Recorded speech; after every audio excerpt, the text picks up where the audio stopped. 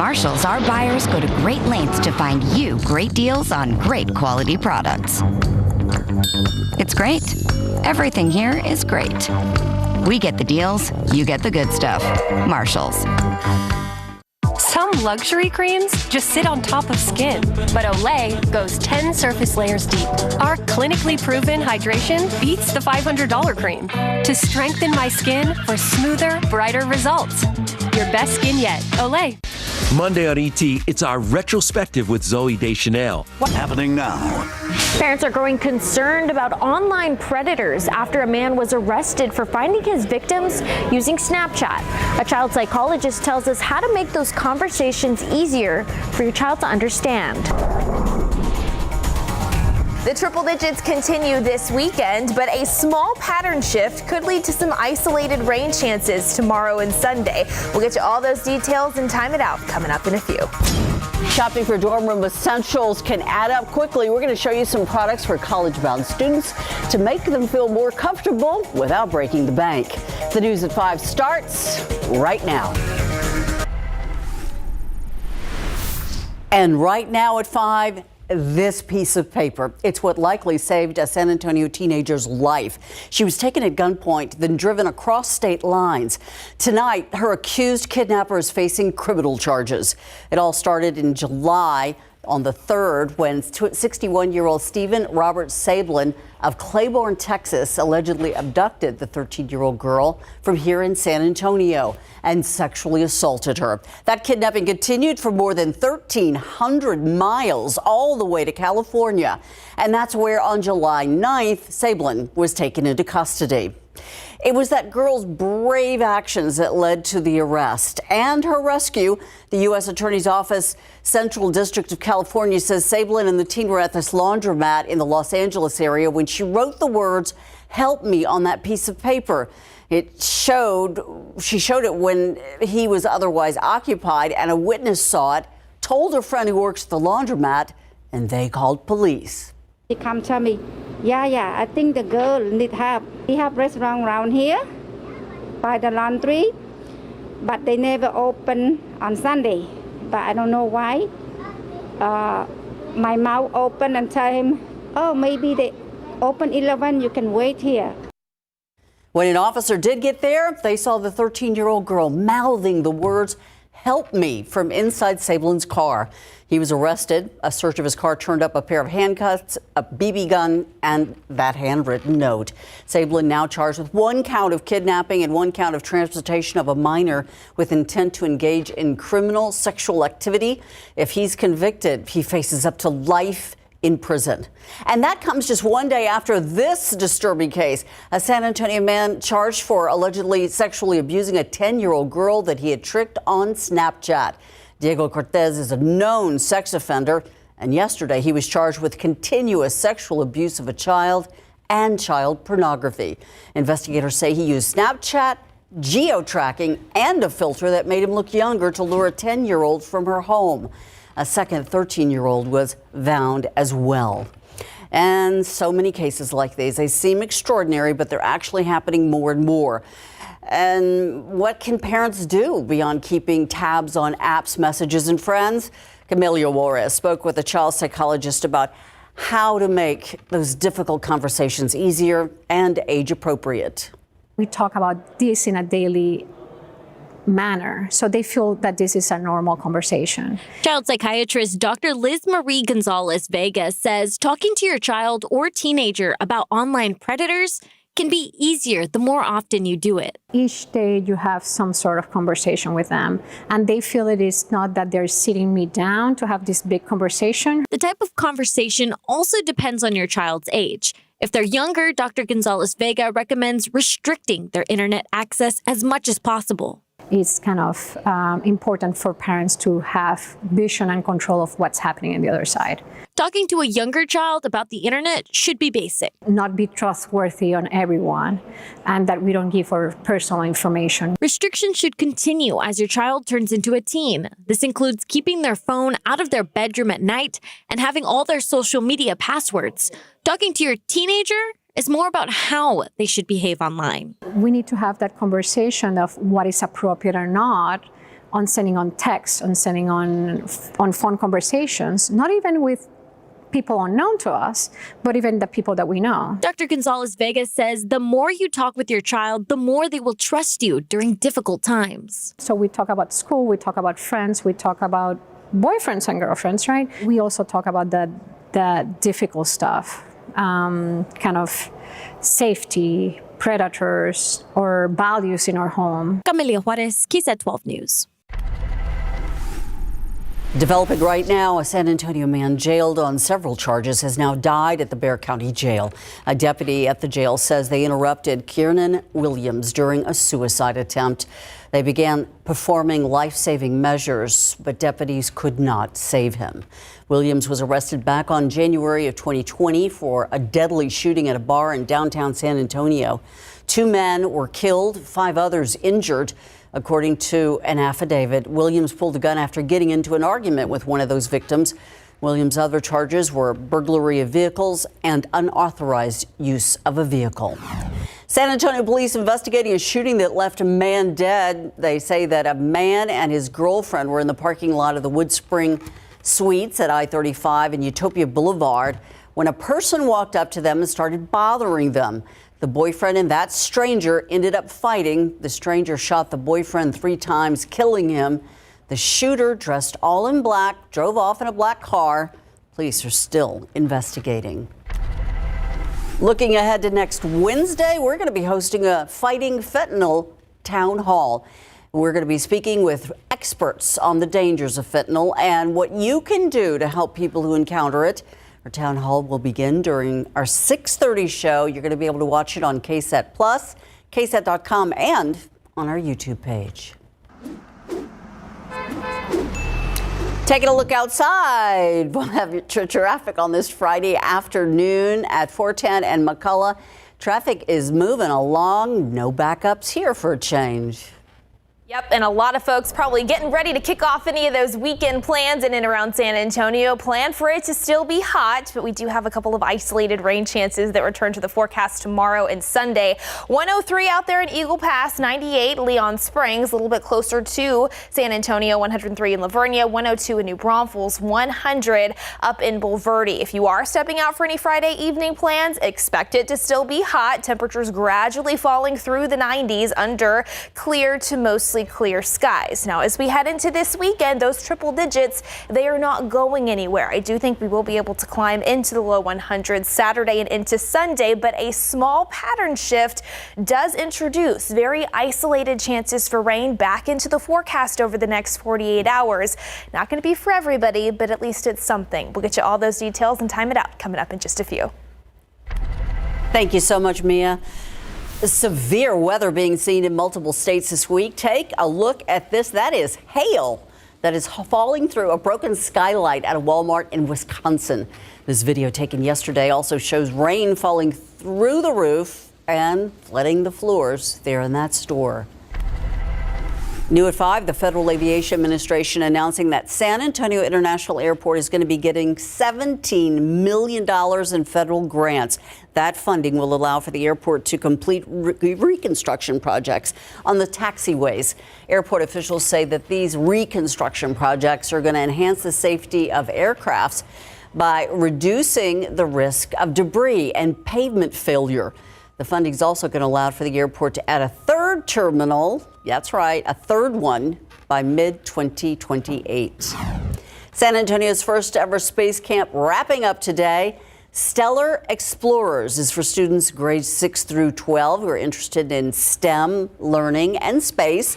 The 5-day camp allows students to learn about the history of space exploration, orbit determination, and satellite rocketry, and a whole lot more. Kids are the future, and the sooner we teach them, the more that they can absorb while they're young, and that could really steer them on the right path towards their long-term career goals. Stellar Explorers was developed by the Air and Space Forces Association. The back-to-school shopping list can be a long one, and if your student is headed off to college and dorm life, it can get even more overwhelming. So 12 Under Side's Marilyn Moritz is tracking down some deals on dorm room essentials. My favorite parts about living on my own at school, half of it is the freedom, but the other half is just experiencing new things. But first, Adriana Yanez will need some new things for her college dorm room. One of the biggest challenges of college life is adapting to a shared space, and that could mean sharing a bathroom, sharing a living room. And when it comes to living in these type of arrangements, staying organized is key. The shower caddy, super handy for the hall bathroom. This Made Smart soft grip tote is on sale for about $10 at Target. The ventilation holes help avoid that funky shower smell. Next, because you can't put holes in the walls, command hooks. This variety pack is marked down to $17.98 on Amazon. Great for corralling all those cords and actually hanging up the towels. Now the bed. I speak from my daughter's experience that the dorm mattresses aren't always comfortable, so consider a mattress topper. This is one that Consumer Reports recommends from Linen Spa. The 3-inch twin extra long is $73 at Amazon. Just ship it to the dorm. Students are on their laptops a lot, so this Insignia ergonomic laptop stand can raise it up about 10 inches. It's $29.99 at Best Buy. And finally, for their tunes, the JBL Clip 4 wireless and Bluetooth speaker is $79.95 at Apt Electronics and Amazon. And remember that student ID can unlock discounts on all kinds of things, from laptops to books to clothing. We have a list on our website. Marilyn Moritz, KSAT 12 News. That's going to come in handy. Coming up, a document released by Republicans going against President Biden's son, Hunter. What the document says and the White House's reaction.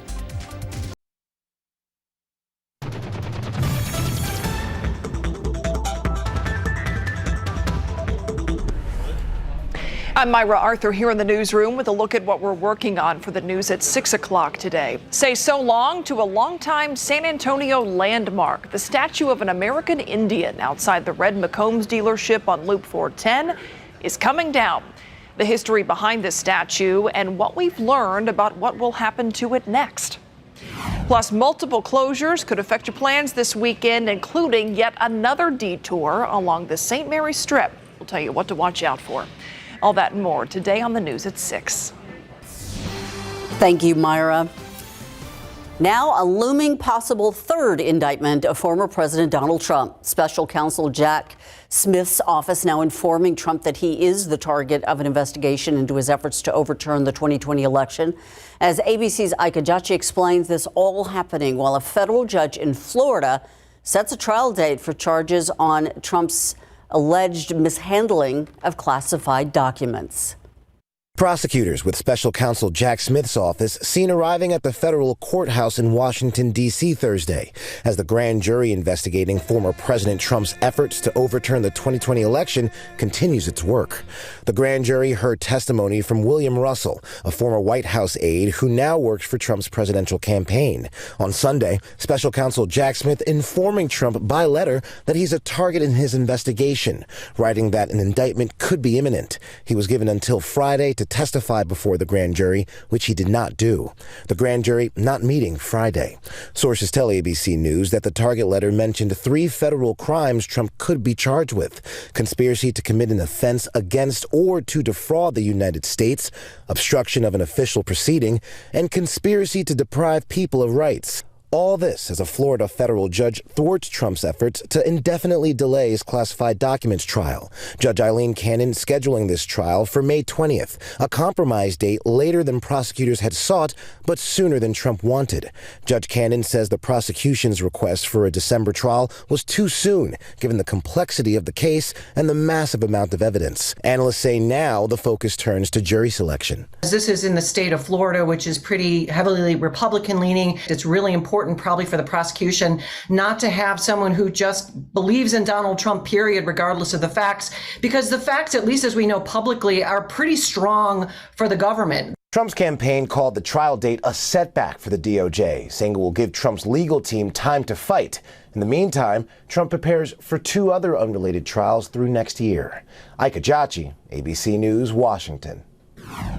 Meantime, developing news regarding Hunter Biden, the president's son. Republican Senator Chuck Grassley releasing an unclassified document, that purports to prove that Hunter Biden was getting money for getting his Ukrainian energy company from being investigated in Ukraine. It backs up claims a confidential informant made back in 2020 about Hunter Biden's business dealings when he served on the board of Ukrainian energy company Burisma. The White House rejected that information today, saying it had already been debunked for years. The excessive and unrelenting heat, it is breaking records, not just here in San Antonio, but all across the country.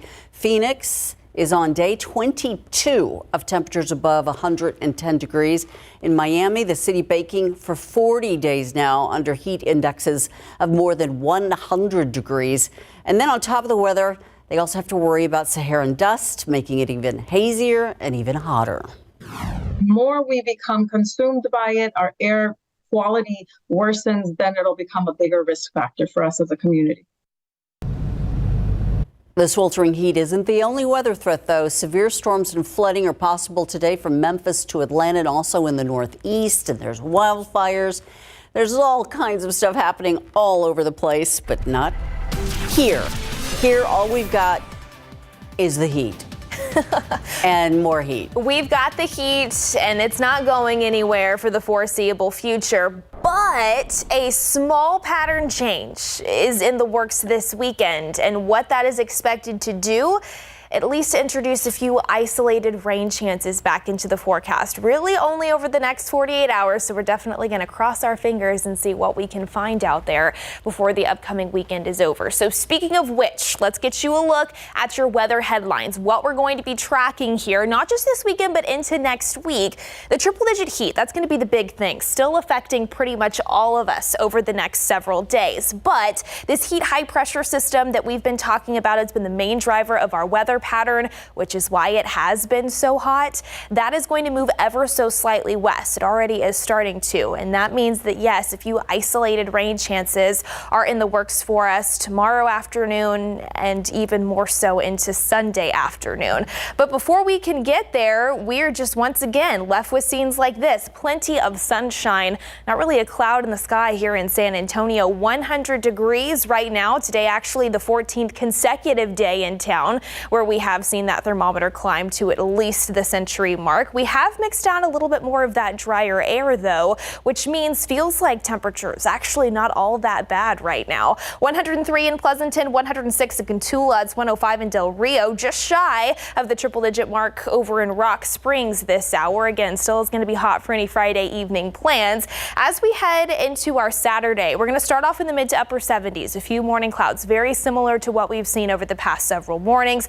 More sunshine already by lunchtime, temperature at about 94 degrees. And then into the afternoon, it is going to be another triple-digit day. 103, that forecast high. Still some humidity to deal with tomorrow, so I think feels like temperatures could be a little bit hotter as we head into the first half of the weekend. 103 in Beeville, 103 in Gonzales, as well as New Braunfels, 101, that forecast high in Kerrville, and 102 out west in Uvalde. We did mention that isolated chance for rain. More of us than not, unfortunately, going to miss out this weekend, but it is something. We'll call it about a 20% potential, especially by about 3, 4, 5, 6 o'clock tomorrow afternoon. And this is why there's that high pressure system still in control of our weather pattern across the Lone Star State. So most of us still dry out there this Friday, but watch what happens as we head into the early morning hours of our Saturday. It continues to move ever so slightly west, and it anchors itself over the desert southwest, and it leaves just enough space for a few isolated showers to a stray rumble to move in. Again, by 4, 5, 6 o'clock tomorrow, coverage is expected to be low, but then again, we could see that as we head into our Sunday as well. So we'll call it a 10 to 20% chance for your Saturday, a 20 to 30% chance for your Sunday. And then after that, Ursula, it is all about the heat as we head into next week. High pressure still very much in control, so the triple digits do continue, and we also will need to monitor for maybe a little bit more Saharan dust trying to move in next week as well. So of course, we'll continue to keep you posted. Thank you, Mia, so much. Of course, we have one thing to look forward to right now. Football weather. Football, yeah. Okay, let's be positive here. Okay.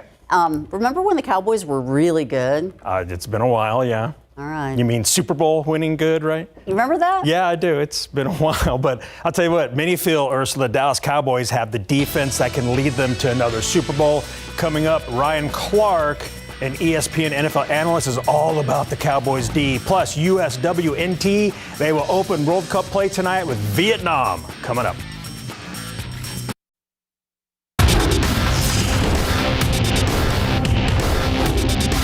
I love what this defense is. I love going out and getting Mozzie Smith early in the draft. This team can definitely be the best defense in the entire league. Ryan Clark thinks highly of the Dallas Cowboys defense heading into the 2023 campaign in Big Board Sports. Football coverage brought to you by Davis Law Firm. Dallas Cowboys defensive coordinator Dan Quinn would love nothing more than to bring back the doomsday defense from their dynasty years of the 1960s and 70s when the team went to 5 Super Bowls, winning 2 of them. Headlined by Micah Parsons, DeMarcus Lawrence, and Trayvon Diggs, the Cowboys D is definitely one of the top units in the NFL. Under Quinn, the boys have led the league in takeaways the last 2 seasons, but can they have the overall #1 ranked defense this season? Former NFL safety and current ESPN football analyst Ryan Clark thinks so because he says, watch out for Parsons. I'm a football player, so I will say this first off. We got to see them play a game. But sitting right here, right before training camp starts, I believe they have a chance to be the best defense in the entire NFL. And I don't believe there's an argument that can be put up for that. When you look at Micah Parsons now making that full transition, training the entire offseason simply to rush the passer, imagine how much better he can be that now he's not trying to play 2 positions each and every week. The defense may have to play lights out all the time if Dak Prescott keeps throwing a lot of interceptions. Last season, he was tied for the most picks in the NFL with 15. The United States women's national soccer team's quest for a World Cup three-peat starts tonight when they open Group E play with World Cup debutantes Vietnam. The USA is ranked first in the World Cup, while Vietnam is ranked last in the tournament. Still, the United States has not taken them for granted. Plus, Team USA is playing for Megan Rapinoe, who recently announced she plans to retire after the 2023 season. It is hard thinking about someone like that has been so close to you on the field. This being her last major tournament and her retiring at the end of this, but it's also a way to celebrate her and obviously with winning, we want to do this for this team, for this country and everything, but to send her off on a high would be incredible, and then it goes without saying everything that she's done off the field as well. The USA will play Vietnam at 8 p.m. local time in Auckland, New Zealand. Ursula? Ergo, the jackets and the gloves. What were you saying? You guys looked it up? It's winter time there, and it's in the 40s. In the 40s. Ooh. Imagine. Kind of sounds good, actually. We like it. We'll be right back. All right, so more heat the story over the next 7 days, but at least we have a few isolated rain chances in the works tomorrow and into Sunday. So fingers crossed, because we could definitely use what we can find. Oh, any rain at all. Thanks so much for watching the News at 5 with us. World News is next.